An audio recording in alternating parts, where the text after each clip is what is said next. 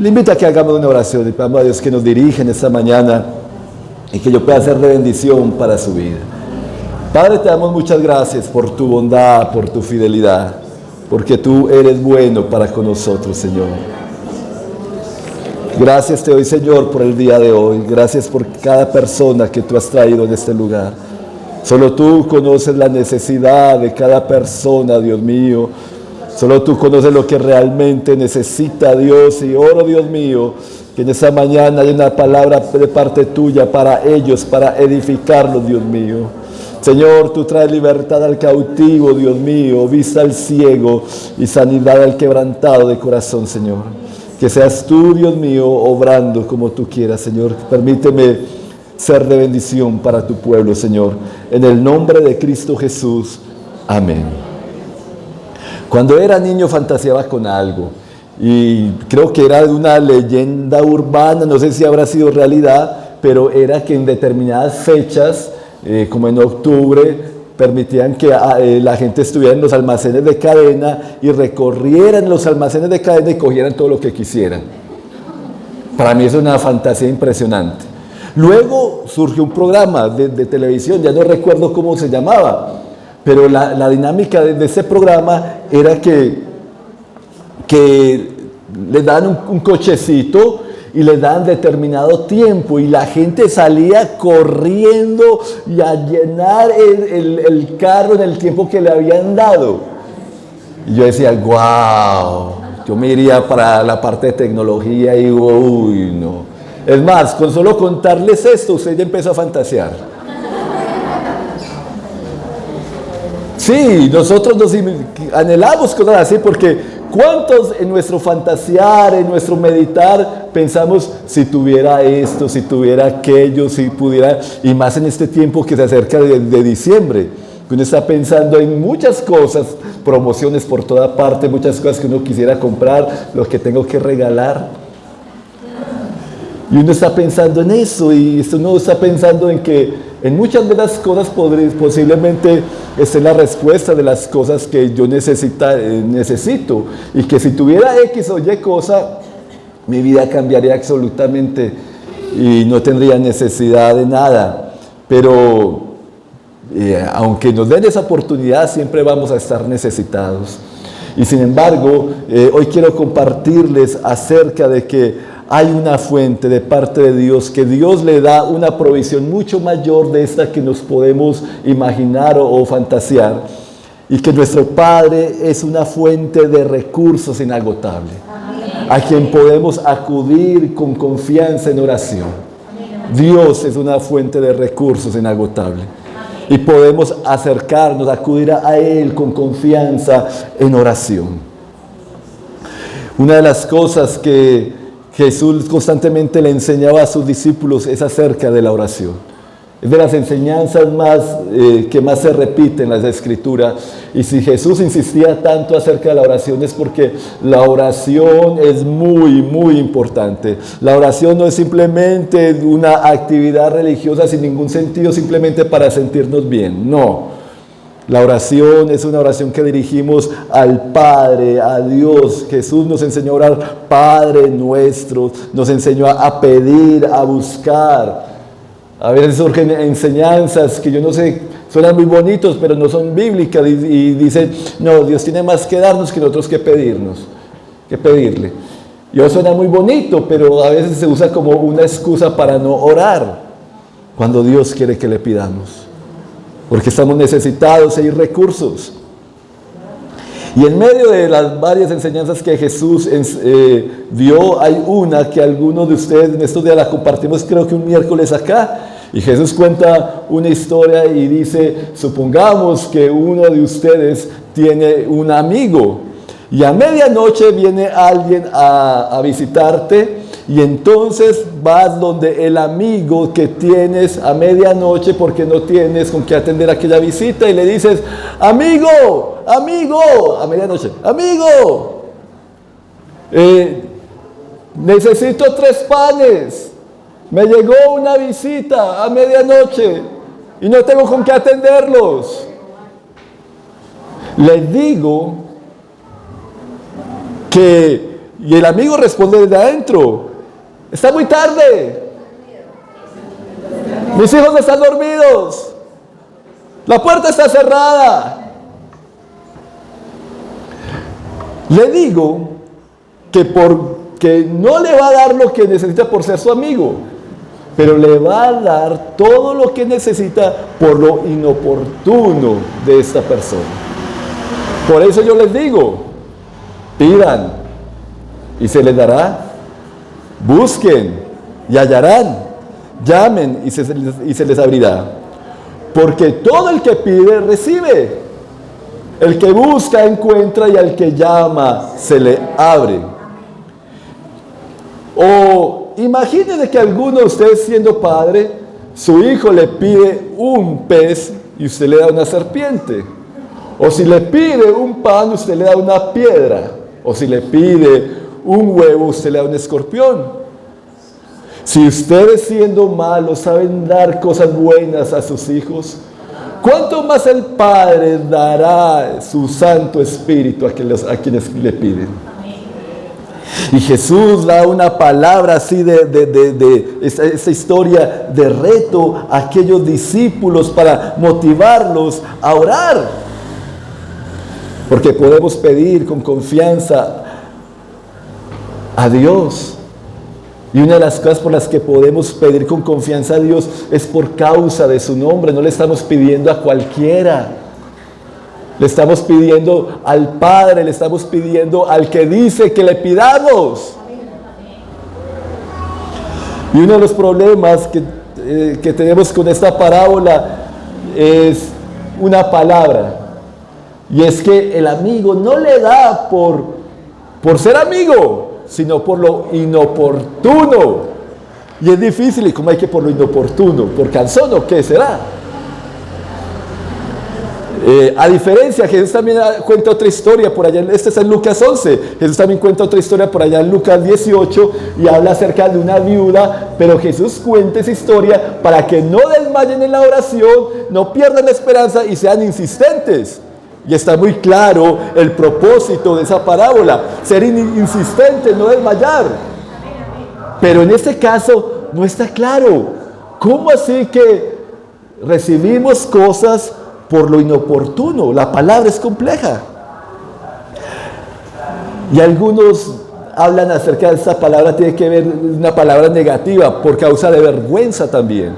Me gusta cómo la interpreta la traducción Biblia de lenguaje sencillo. Lo dice de la siguiente manera: si el otro siguiera insistiendo, de seguro el vecino le daría lo que necesitara, no tanto porque aquel fuera su amigo, sino para no ser avergonzado ante el pueblo.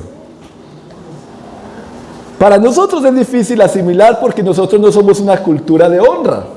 La cultura oriental es una cultura de honra. No quieren que su nombre quede mal.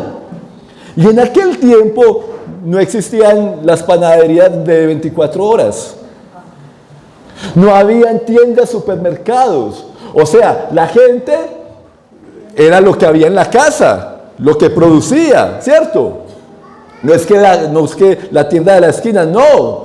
Ni domicilio, no. Y para ellos no habían hoteles. Para ellos era muy importante atender a los huéspedes. La atención era supremamente importante.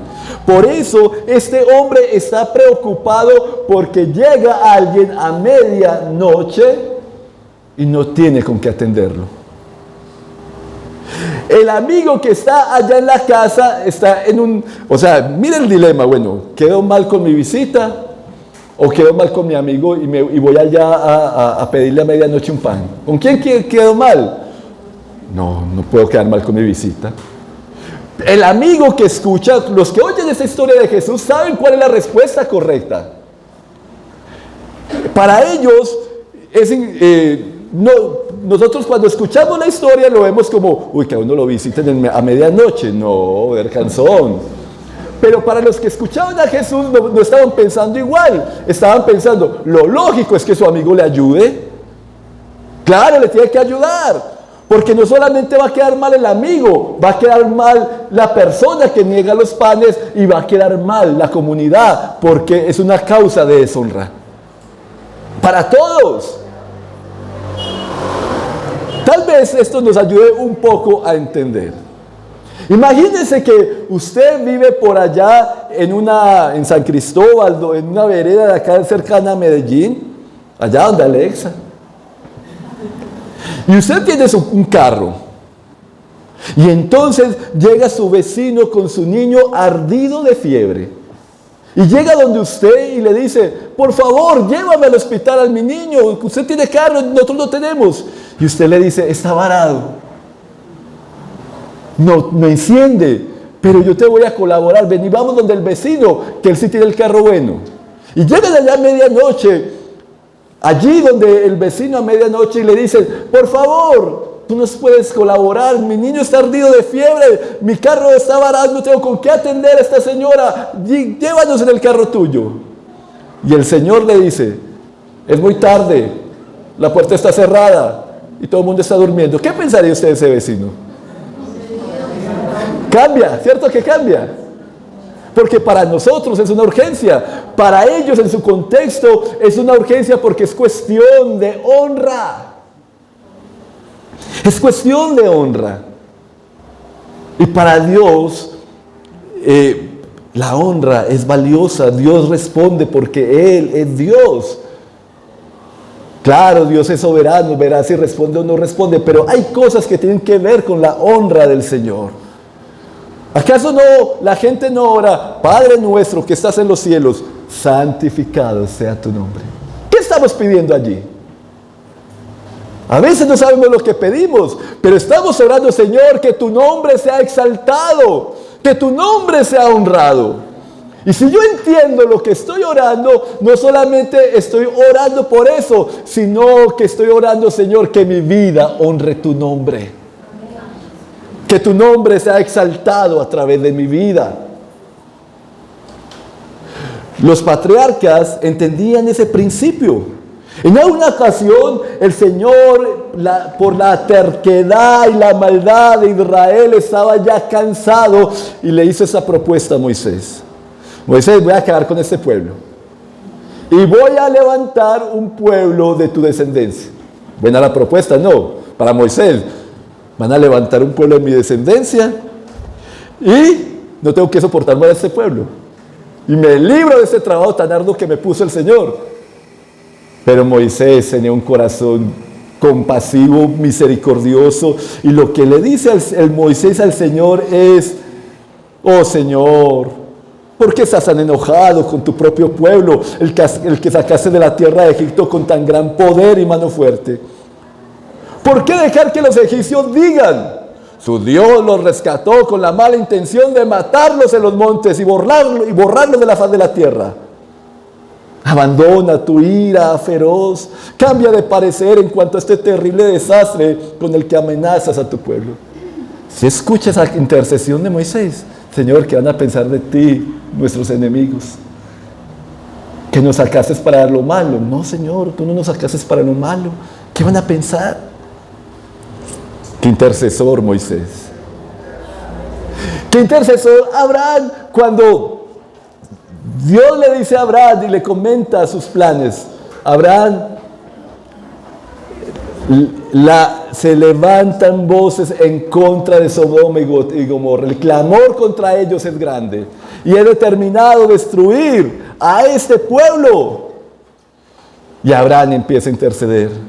Seguro que tú no harías semejante cosa, destruir al justo con el malvado, pues estarías tratando al justo y al malvado exactamente de la misma manera. Sin duda, tú no harías eso. ¿Acaso el juez de toda la tierra no haría lo que es correcto? Mire la forma en que Abraham empieza a interceder. Señor, tú eres justo. ¿Y qué tal que hayan 50 justos? ¿Harías eso? Y el Señor le dice a Abraham, bueno, si los hay, se salvan. Se salva todo el pueblo por esos 50 justos. Y empezó Abraham a pensar, no, que van a haber 50 justos.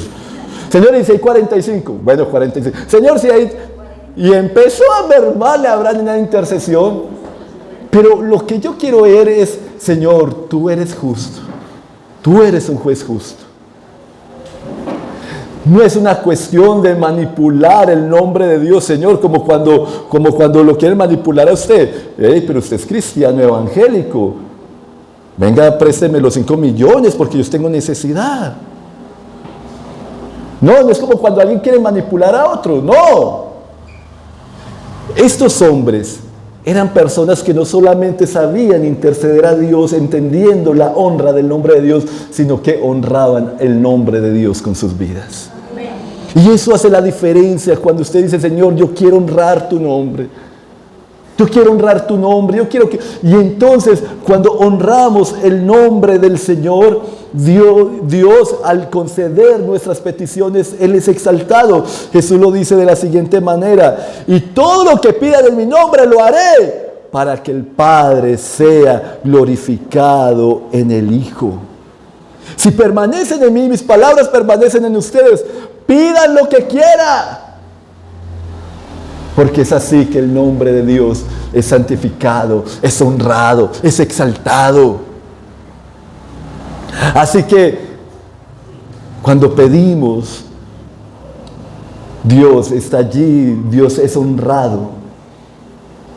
Cuando responde conforme a nuestras necesidades, podemos pedir con confianza al Padre porque Él es la fuente. En Él están todos los recursos que necesitamos. Por eso Él dice, así que yo les digo, pidan y se les dará, busquen y hallarán, llamen y se les abrirá, porque todo el que pide recibe, y el que busca halla, y el que llama se le abrirá. ¿Saben que había un problema allí cuando estaban reconstruyendo el templo y el templo seguía sin poder avanzar la obra? La gente estaba desanimada, estaba desmotivada para construir el templo. Y es ahí donde aparece ese texto que dice, Dios les motiva a través del profeta para que construyan el templo. Y les da esta palabra que muchos hablan: mía es el oro y mía es la plata. Mío es el oro y mía es la plata. Porque la gente decía, no tenemos con qué construir, no tenemos cómo. Pero sin embargo, aunque mío es el oro y mía es la plata, yo la retengo porque ustedes no han hecho lo que deben de hacer. Porque ustedes no están caminando ni han tomado la decisión de honrarme al levantar el templo que yo les había mandado. Dios tiene todos los recursos. No sé, a mí me encantan los programas de supervivencia. No he podido aprender a hacer fuego con palitos, espero algún día. Pero uno de los programas me impactó mucho porque era una competencia de 2 personas de expertas en supervivencia. Y tenían que subir una montaña. Y uno de ellos empezó a subir y empezó a verse afectado por el mal de altura. Y cuando estaba allí, porque si usted no está acostumbrado a las alturas, cuando usted sube una montaña se va a ver afectado porque está por encima de lo que su cuerpo está adaptado. Pero lo que me impactó de esto fue que este hombre estaba sufriendo cuando ve por allí una hierba y dice, esta hierba, yo no sé cómo, me acuerdo cómo se llama, pero esta hierba es no sé qué y sirve para el mal de altura. Y yo dije, wow, Señor. ¡Wow, Señor! Tú como tienes la fuente, la respuesta a cada necesidad. Como tú le has dado sabiduría a los hombres para poder tener la respuesta a las diferentes situaciones que tiene. Y me asombró eso de parte del Señor. Dice el Salmo 34:10, los leoncillos pasan necesidad y tienen hambre, pero los que buscan al Señor no carecen de bien alguno. Yo he visto, y algunos de ustedes me han contado, historias de cómo Dios respondió una oración, aun cuando ustedes no eran creyentes. En un momento de angustia, en un momento en que se sintieron desesperados, en un momento donde dijeron, Señor, alguno pudo haber dicho, Señor, si realmente existe, sálvame. Y pudieron ver la mano de Dios. Y pudieron ver cómo Dios rescataba de un peligro, de la muerte, de tantas cosas. Son testimonios hermosos de cómo Dios no rechaza aún a aquellos que no le conocen, pero con el fin de que le conozcan. Cuanto más el Señor estará dispuesto allí a manifestarse a sus hijos, a sus hijas que están en necesidad, que claman, que buscan. Porque el Señor no solamente da, sino que se da a sí mismo. Mas Dios muestra su amor para con nosotros en que siendo pecadores, Cristo murió por nosotros. Y si Dios no nos ha negado a su propio Hijo, ¿cómo no nos dará también con Él todas las cosas? Una de lo que se manifiesta el amor para Dios, para con nosotros, no es que nosotros lo hayamos amado primero, sino que Él nos amó primero, en que Él mismo se ha dado por nosotros. Usted sabe que alguien lo ama porque está dispuesto a sacrificarse por usted. En eso sabe usted, y eso es lo que ha hecho el Señor por nosotros. Nos ha dado. Y dice en Efesios 3:20 que aquel que es poderoso para hacer todo mucho más abundantemente de lo que pedimos o entendemos según el poder que obra en nosotros. Yo no sé si usted tenga héroes de la fe, pero yo tengo un héroe de la fe. Se llamó George Muller. George Muller fue un pastor allí en Inglaterra. Y George Muller era un pastor de una iglesia no rica, no tenían mucho dinero, pero era un hombre de fe que le creía a Dios. Era un hombre que vivía absolutamente por la fe. Y en aquel tiempo empezó a ocurrir algo, niños huérfanos. Y él empezó a ver niños y empezó a dolerle su corazón al ver niños huérfanos que no tenía. Y empezó a recoger estos niños. Y entonces él les daba una comida y luego les enseñaba la palabra de Dios. Luego ya no era uno, sino dos. Luego llegó 3, 4, 5, 6, 7, 8, 9, 10, 11 y sigue sumando. Si a usted le cuesta sostener al perrito, se puede imaginar si la gente muchas veces no quiere tener hijos por la carga que es. Estamos hablando de niños y niños que llegan con problemas, con luchas, abandonados. Y este hombre empieza a ministrarles de parte de Dios, no porque tenga muchos recursos, sino porque tenía una fe enorme. Dice que fueron miles, algunos dicen como 19,000 o algo así, pero no sé cuánto es la cifra exacta al momento de morir. Lo tal es que la gente, hay mucho milagro registrado de lo que ocurría allá, nunca les faltó la comida. Una de sus historias más conocidas es que en un momento estaban todos los niños allí y no había que comer. Y Müller los reunió y dijo, vamos a darle gracias a Dios por los alimentos. Señor, gracias por los alimentos de esta mañana. No hay un plato, no hay nada. Gracias por el día de hoy, gracias por tu bendición.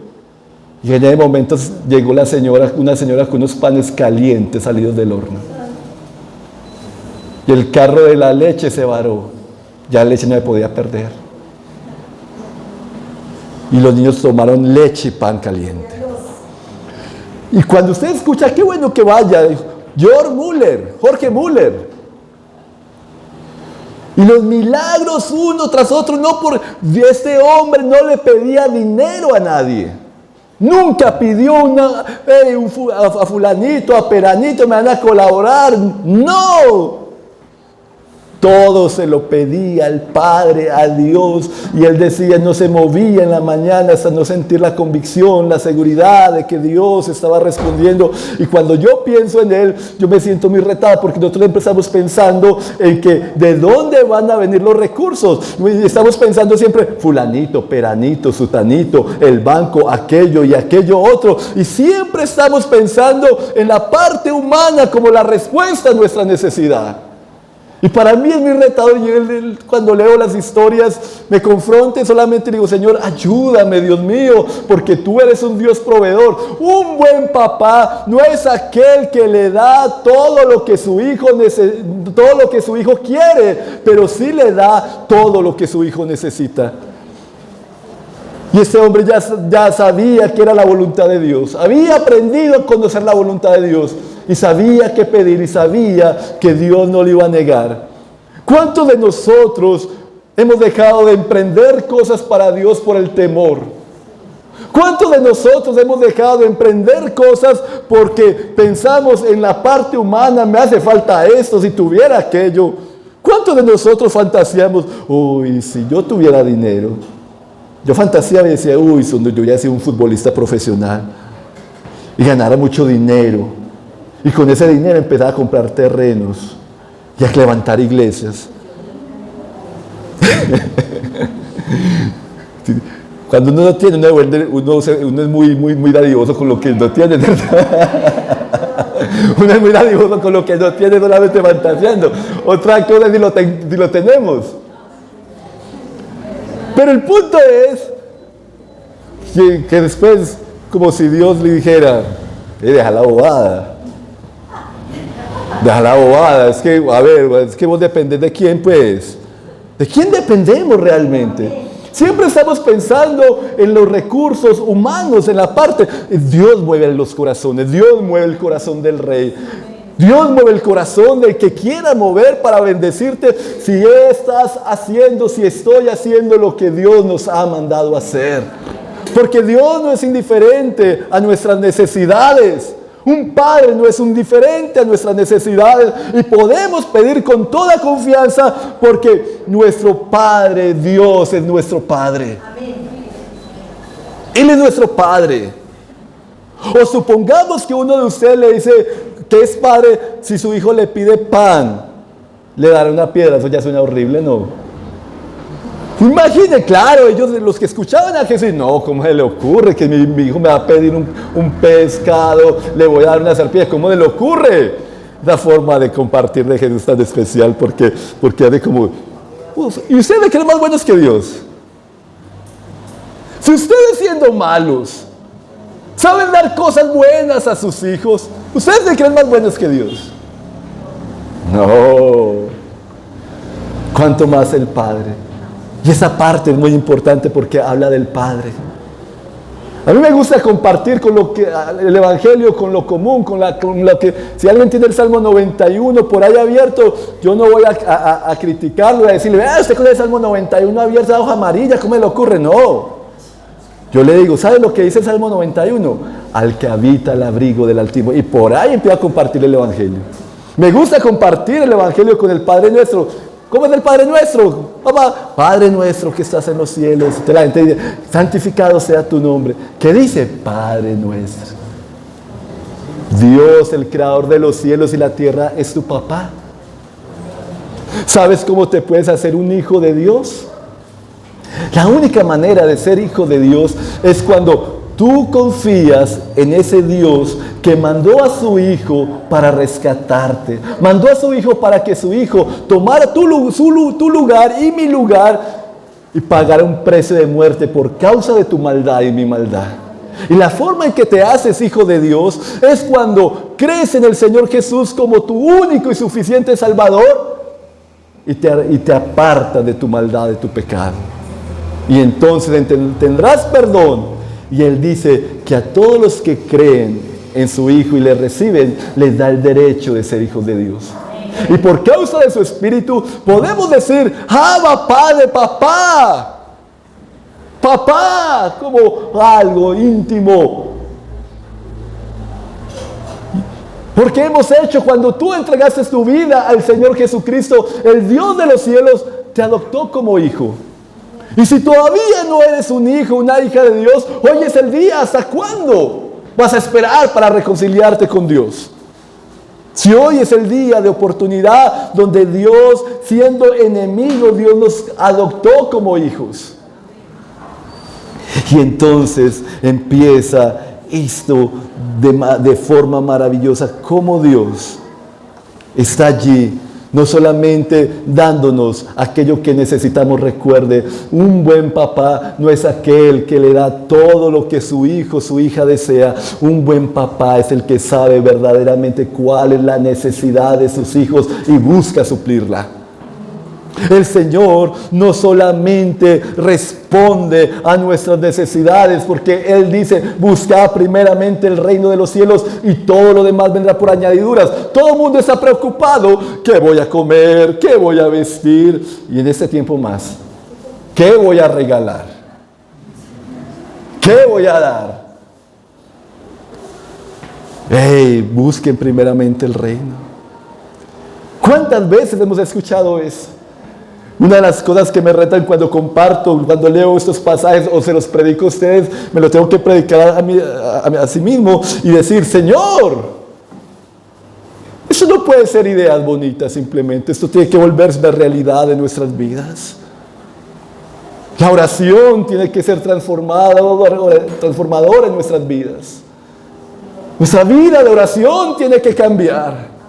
Necesitamos ser personas que no oran por orar, que no hacemos oraciones ligeras en incredulidad por si de pronto, sino personas que oran con la convicción de saber a quién le están orando, saber cuál es el carácter de aquel a quien estamos orando, que su nombre es santo, que busca que su nombre sea exaltado, aquel que es la fuente de todos los recursos y aquel a quien llamamos Padre.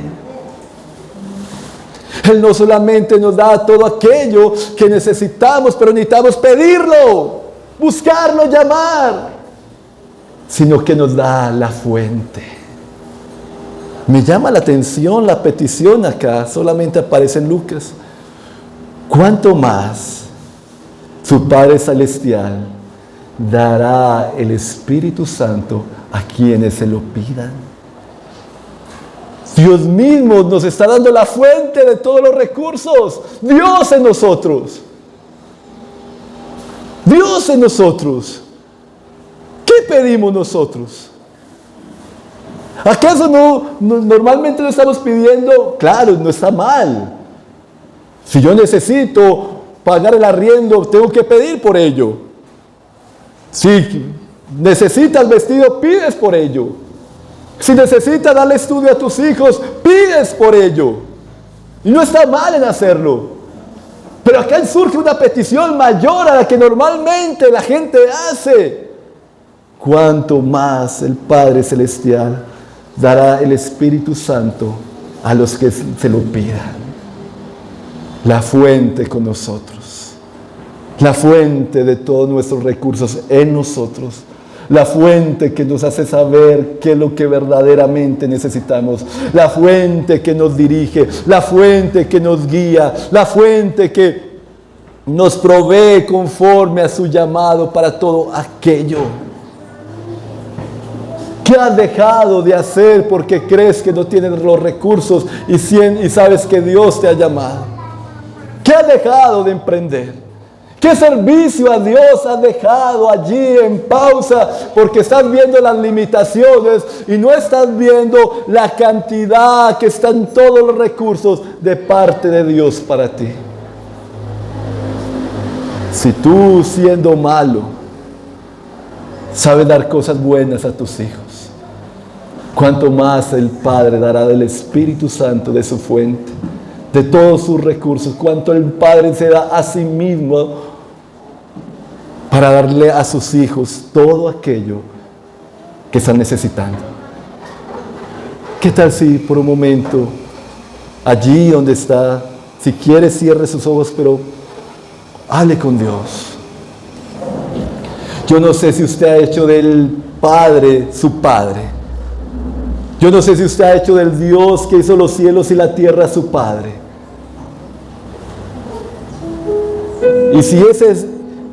Y si todavía no lo ha hecho, ¿qué tal si ora conmigo si hoy quiere entregar su vida a Cristo? ¿Qué tal si le dice, Dios, yo quiero que tú seas mi Padre?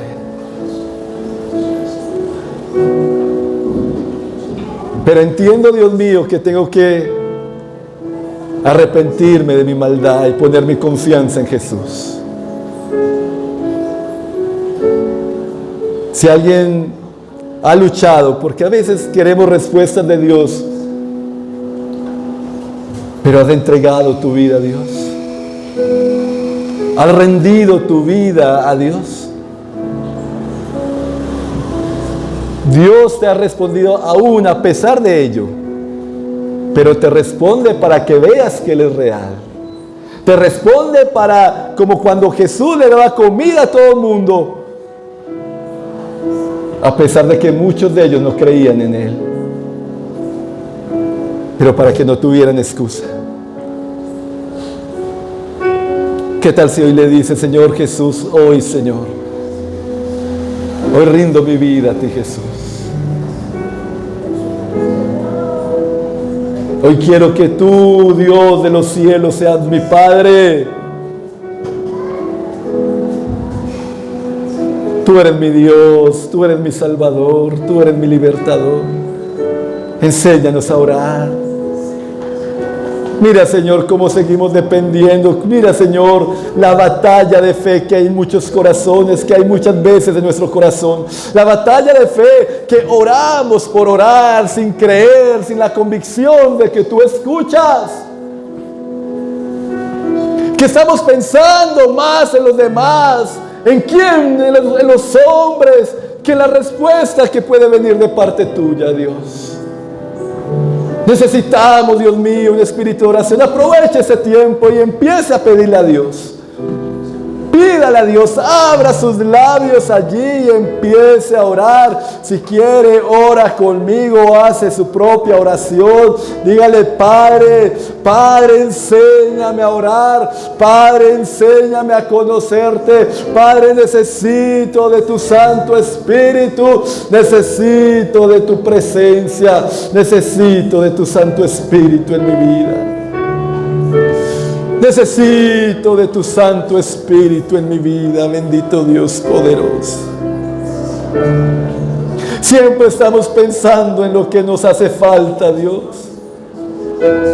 Pero ayúdanos a ver que en ti lo tenemos todo, Señor. Mira la queja, bendito Dios. Cómo con tan fácilmente abrimos nuestros labios para quejarnos.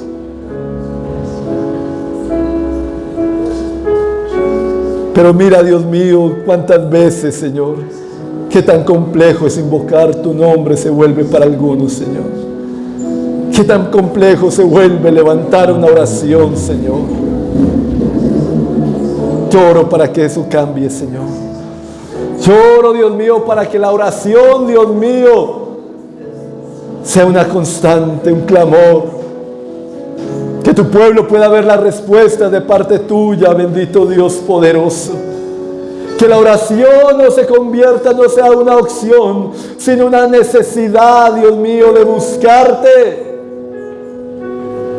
Que no nos resignemos, que no haya conformismo, bendito Dios. Sino un anhelo, Dios mío, despierta un anhelo profundo por buscarte. Por buscar tu rostro, por buscar tu presencia, Dios. Haz que esta iglesia se convierta en una iglesia de oración, en una iglesia de clamor.